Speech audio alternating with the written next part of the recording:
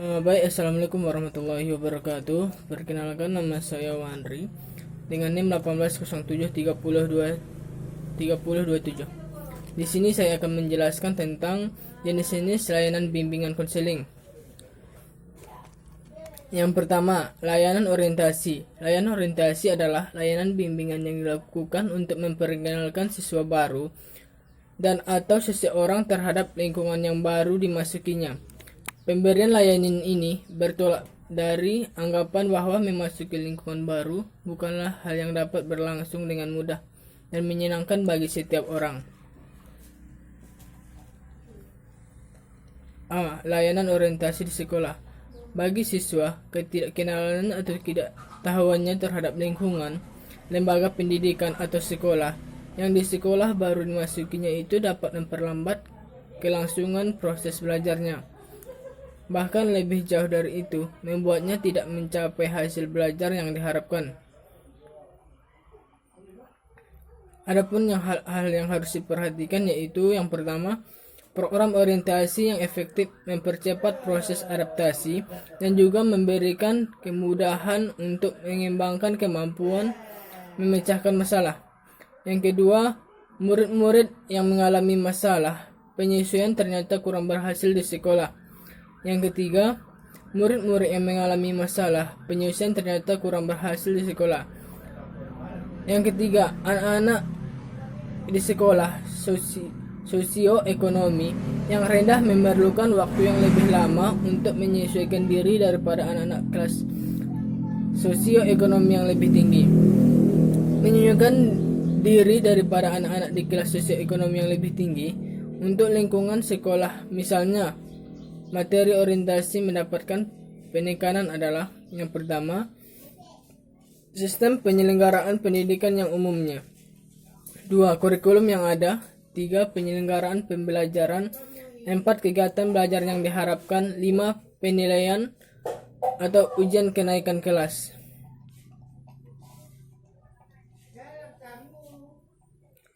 B. Layanan orientasi di luar sekolah. Demikian juga individu-individu yang memasuki lingkungan baru di luar, seperti pegawai baru, anggota baru suatu organisasi, bekas narapidana yang kembali ke masyarakat setelah sekian lama menjalani masa hukumannya. Orientasi berarti tatapan ke depan ke arah tentang suatu hal yang baru. 2. Layanan informasi. Dalam menjalani kehidupan, juga pengembangan dirinya, individu juga memerlukan berbagai informasi, baik untuk keperluan kehidupannya sehari-hari sekarang, maupun untuk merencanakan kehidupannya ke depan. Dengan ketiga materi layanan informasi yaitu meliputi informasi pendidikan, informasi pekerjaan atau jabatan. Yang ketiga, informasi sosial budaya. Yang keempat, informasi dari siswa. Yang ketiga, layanan penempatan dan penyaluran. Individu sering mengalami kesulitan dan menentukan pilihan, sehingga tidak sedikit individu yang kuat kemampuan minat dan hobinya tidak tersalurkan dengan baik. Individu seperti ini tidak mencapai pengembangan secara optimal. Mereka memerlukan bantuan dan bimbingan dari orang-orang dewasa, terutama konselor, dalam menyalurkan potensi mengembangkan dirinya. Yang pertama, layanan penempatan diri dalam kelas. Bagi siswa-siswa yang bersangkutan, yaitu memberikan penyesuaian dan pemeliharaan terhadap kondisi individu siswa, kondisi fisik, mental, dan sosial. B. Bagi guru, khususnya dalam kaitannya dengan pengolahan kelas, dengan penempatan yang tepat menjadi lebih mudah menggerakkan dan mengembangkan semangat belajar siswa.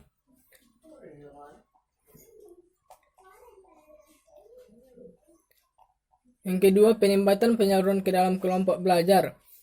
Pembentukan kelompok belajar mempunyai dua tujuan pokok. Pertama, untuk memberikan kesempatan bagi siswa untuk maju sesuai dengan kemampuannya masing-masing, dan yang kedua, untuk wadah belajar bersama. Yang ketiga, penempatan dan penyaluran ke dalam kegiatan atau ekstrakurikuler. Yang keempat, penempatan penyaluran ke jurusan atau program studi. Adapun layanan yang keempat yaitu layanan penguasaan konten.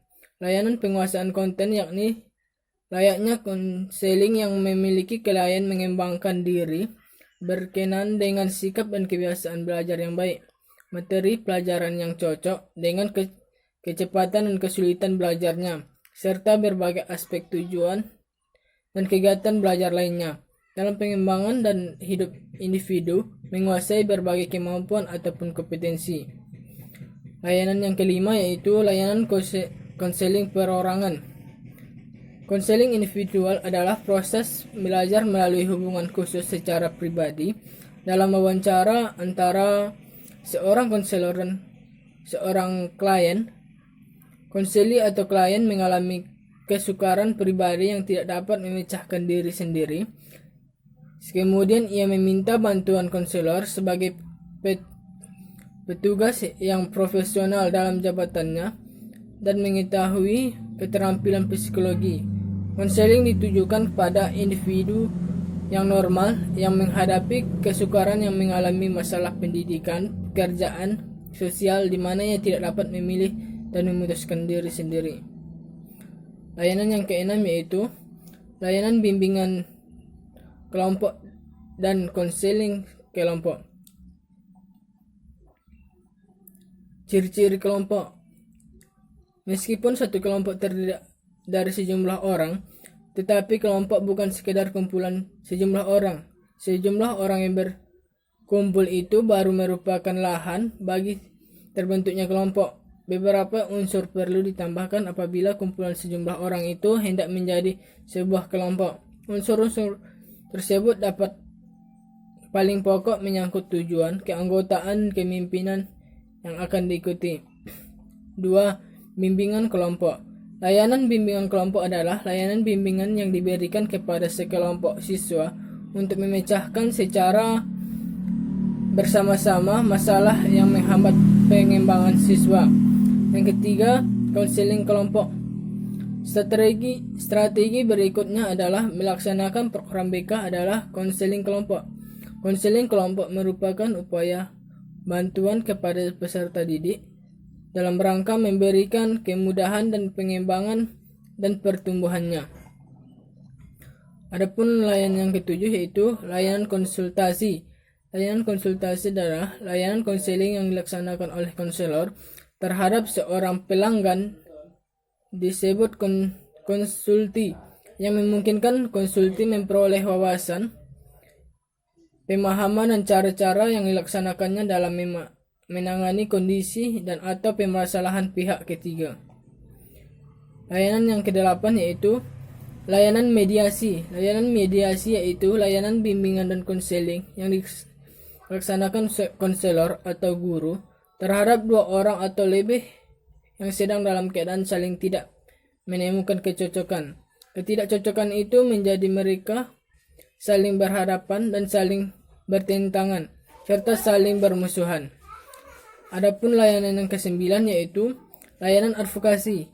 Layanan advokasi adalah layanan bimbingan dan konseling yang membantu konseli untuk memperoleh kembali hak-hak dirinya yang tidak diperhatikan atau mendapat perilaku yang menyalahi hak-haknya. Demikian yang dapat saya sampaikan. Saya akhiri. Assalamualaikum warahmatullahi wabarakatuh.